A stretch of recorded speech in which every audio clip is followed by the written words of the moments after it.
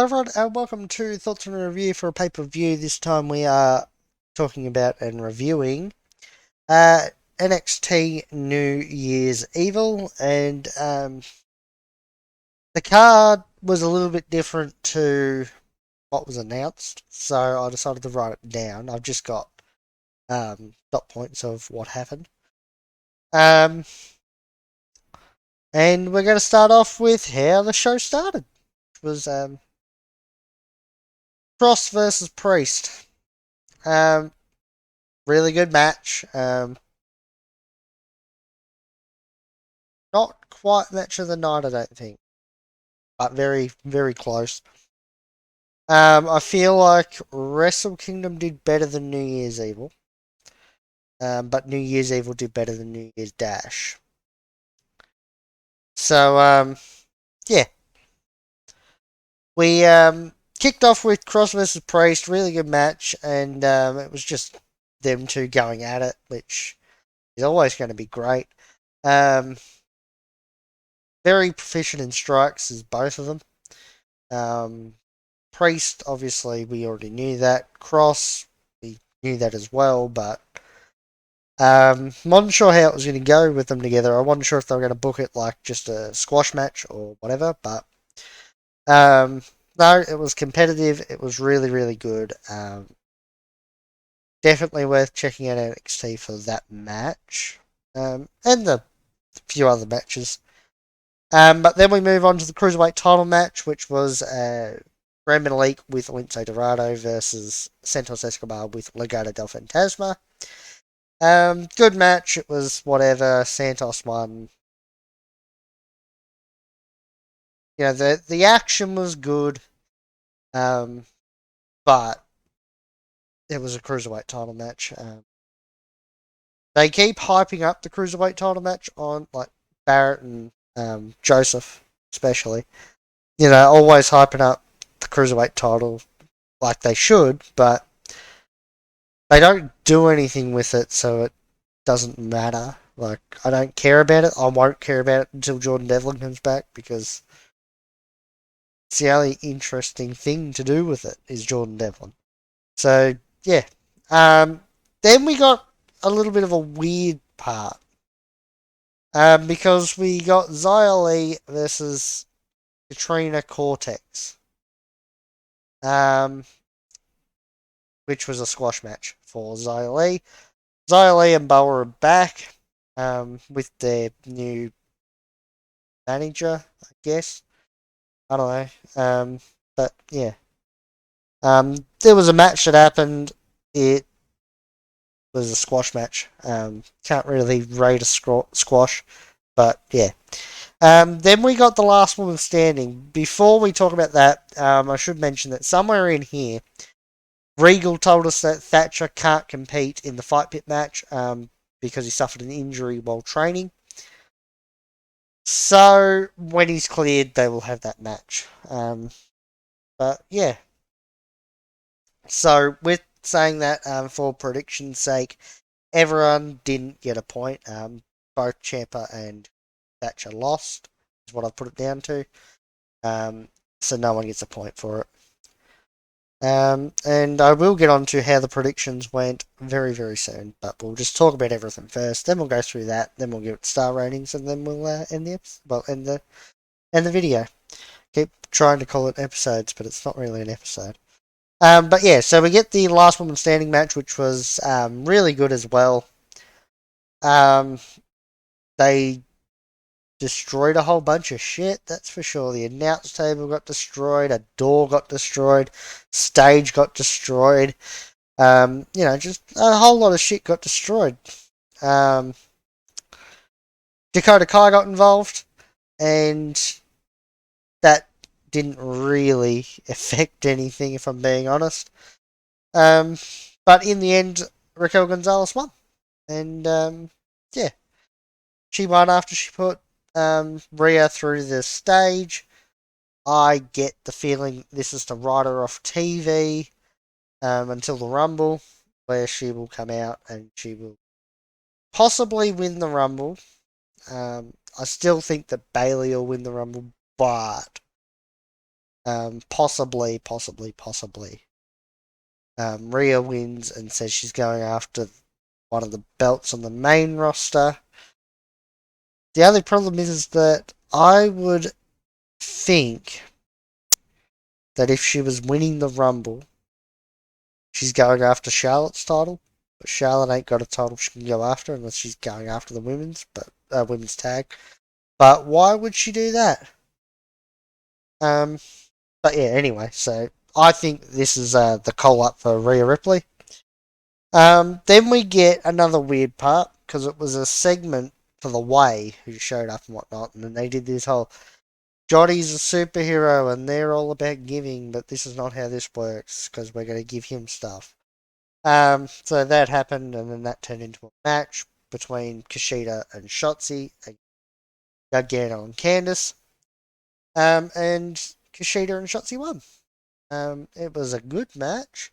Shotzi almost killed herself when she went for a dive on Candice. A big thing throughout this segment of match was Austin Theory getting hit in the balls. That was something. Um, but yeah, it was all right. I guess that they put this and that squash match in because they didn't have the Thatcher Champa stuff to put in. Um, but yeah, I don't know. So maybe this was next week sort of stuff that they went, oh, we can bring it forward. But then we got the main event, and it was the NXT title match between Balor and Kyle O'Reilly, obviously. And weird thing is that the match started the opening bell with about 11 minutes left the show. Right, it went about 5 minutes over, but still, you could have cut out the Xia Li stuff, you could have cut out the Way stuff, and given them half an hour. But whatever. It was good. It was really, really good. Probably match of the night. It's Bella versus Kyle O'Reilly. It's going to be good every single time. Um, so yeah, but in the end, Bella won. Kyle O'Reilly could possibly have a broken jaw. I mean, it would be a kayfabe broken jaw, I reckon. Because he was biting down on the rope to cause a rope break, and Bella just kicked the rope. That's what happened to break his jaw. So whether it's an actual broken jaw or not is up in the air. We'll have to wait and see. But yeah, no, it was a really, really good match. Bella ended up winning. Because of course he is. It's going to be Cross versus Bella. It's going to be awesome. Um, I I don't want it to happen at the next pay per view. Because I did announce the next takeover, which is on Valentine's Day. Um, or the day after here, but whatever. Um, yeah, that's the next takeovers there, and I don't want to see Bella versus Cross there. I think WrestleMania weekend, just because I feel like Bella's got one more good defense left, where you can sort of do something with somebody. Maybe can't be Priest, but I would say Priest. Priest could be, but maybe if Thatcher's back or Cameron Grimes or something like that, Dexter Lumis even, possibly Dream, somebody like that. Cole, just have one more defense there and then have Cross go right. This is mine because Cross is winning. Bella's not beating him, and I don't see Bella having much to do without the belt.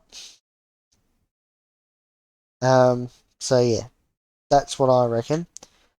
But yeah, no, the overall the show was good. Um, yeah, I don't know, it wasn't awesome,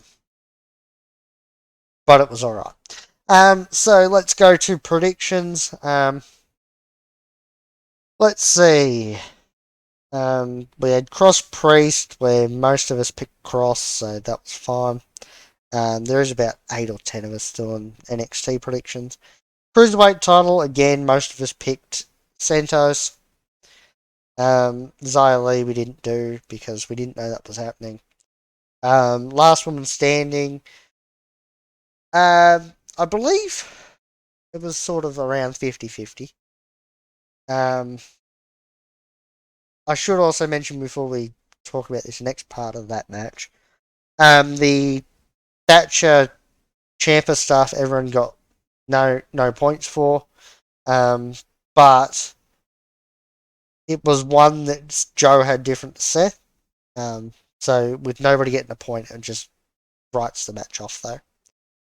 So it doesn't really change much, depending on who wins, I guess. If Thatcher ends up winning, then I'm pretty sure. No, it doesn't change anything because yeah.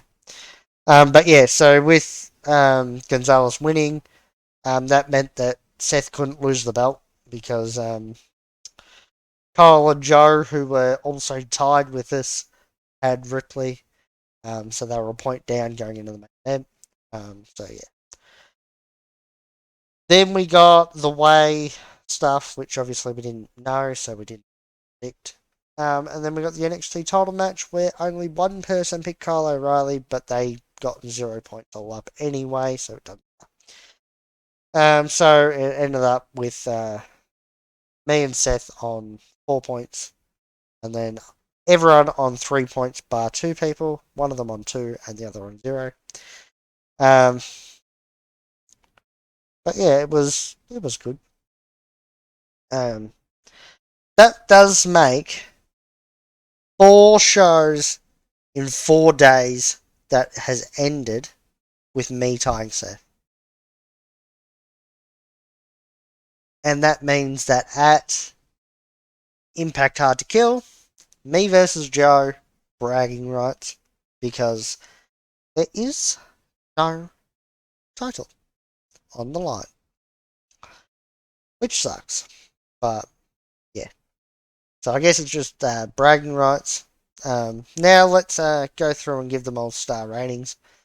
So match 1, which was Cross Priest, I'm going to give it 4 stars. It was really, really good.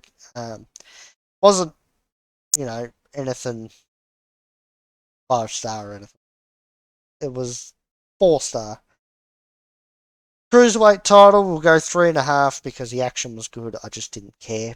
Xia Li in that. Star. Squash match, you can't give it any more bloody 1 star. Last Woman Standing will go 4-star as well, I reckon. It was about this, yeah. For what it was, it's probably 4-star, yeah. The Way stuff, 3 tops. 2.5, 3, somewhere around there. And then NXT title match. 4.25 stars, I reckon. It wasn't as good as their takeover match, I don't think. But it was still really, really good. It was probably the best thing on the show. 4.25. It was only just better than the Priest and Cross stuff, I reckon. So, yeah. But that's been it for this thoughts and a review for a pay-per-view. I've been Slim. Thanks for watching. Like, share, subscribe to the channel. Hit the notification bell. Follow the Facebook, Twitter, and Twitch links to those are in the description. And other than that, goodbye and good night.